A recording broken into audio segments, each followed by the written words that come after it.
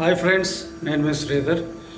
అసలు ఈ సోషల్ మీడియాని చూస్తే నిజంగా సిగ్గనిపిస్తుందండి. ఎందుకంటే కాకినాడలో ఒక చిన్న పాప తప్పిపోయింది. ఒక 10 రోజులైంది దాదాపుగా.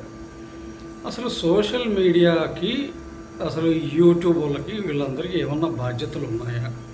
ఒక్క మాట మాట్లాడుకుందాం. ఎందుకంటే పాప తప్పిపోయి గందరగోళంగా ఉంటే వీళ్ళు ఎలా తయారయ్యారంటే, రాజమండ్రి బస్సులో ఒక ఆవిడ ఎవరో తీసుకెళ్తుంది పాప నిద్రపోతూ కనిపించిందని ఒకడు పెడతాడు.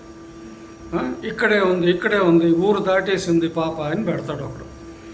ఇంకోడేమో వాడు ఇంకా తెలుగు సినిమా ఇన్ఫ్లుయెన్స్ బాగుంది ఒకడి మీద.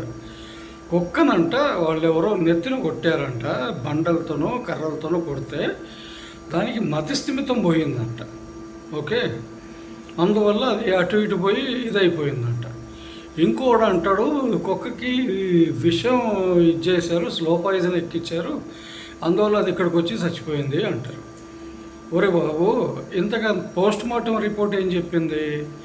కుక్క పోస్ట్ మార్టం రిపోర్టు డీహైడ్రేషన్ వల్ల అది కుక్కకి డీహైడ్రేషన్ అయి చచ్చిపోయిందని చెప్పారు. ఓకేనా? ఇంకొక వస్తాడు, ఆయన ఎవరో స్వామీజీ అంట, గురూజీ అంట. ఆయన వచ్చి ఏదో అమావాస్య వచ్చేసింది, అందువల్ల పాపని వాళ్ళు కిడ్నాప్ చేసి ఉంటారు, ఈ అమావాస్యకి చిన్నపిల్లల్ని భద్రంగా చూసుకోమని ముందే చెప్పాం, కానీ ఎవరో చూసుకోలేదు, ఇప్పుడు ఆ పిల్లని చిత్రహింసలు పెట్టారు 9 రోజులు, ఈరోజు అమావాస్య కాబట్టి ఆ పిల్ల ఉంటుందో లేదో నేను చెప్పలేను అంటాడు. అంత చెప్పలేని కాడికి నువ్వెందుకురా జ్యోతిష్యుడికి? ఎందుకు ఇంకా? అసలు ఉందో లేదో చెప్పలేవు, ఆ పిల్ల క్షేమంగా ఉందో లేదో చెప్పలేవు, కానీ అలా జరుగుండొచ్చు అజంప్షన్ ఎవడైనా చెప్తాడు, దానికి స్వామీజీలు అక్కర్లే. నేను చెప్తాను ఆ అమ్మాయి బాగుంది అని చెప్పి, బాగుందని అనుకుందాం. ఇంకోటి వచ్చేసి కుక్కకి ట్రాకర్ అలా పెట్టుండకూడదు, పోలీసులు ఏం చేతగాని వాళ్ళు ట్రైనింగ్ అవ్వలేదా? నీ ఒక్కడికే తెలుసా ట్రాకర్ ఎట్ట పెట్టాలో? వాళ్ళ బాధలలో పడి 400 మంది పోలీసులు ఇదంతా చేసి మొత్తం మీద చేస్తుంటే వాళ్ళ ఆచూకీ దొరకట్లేదు పాపది. వాళ్ళు ఏం చేస్తారు? ఇంకో అద్భుతమైనవాడు, వాడు డ్రోన్ టెక్నాలజీ వాడతాడు.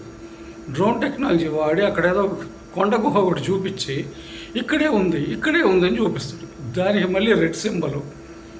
డ్రోన్ షాట్ వేసుకోవడానికి వాడికి అది పెద్ద హైలైట్, ఎక్స్క్లూజివ్ అంట. ఎక్స్క్లూజివ్ డ్రోన్ ఎవడు ఎగిరేసినా డ్రోన్ షాటే వస్తుందిరా, దానికి ఎక్స్క్లూజివ్ అక్కర్లా. నీకు డబ్బులు ఉన్నాయి, నువ్వు ఎగిరేసావు, ఏముంది అక్కడ?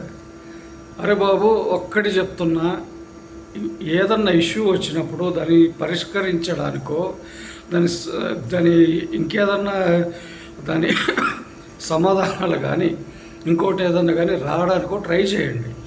అంతేగాని మొన్న కూడా చర్లపల్లి ఒక అమ్మ వాళ్ళ 2 పిల్లలు చనిపోయినప్పుడు కూడా ఇదే గోల.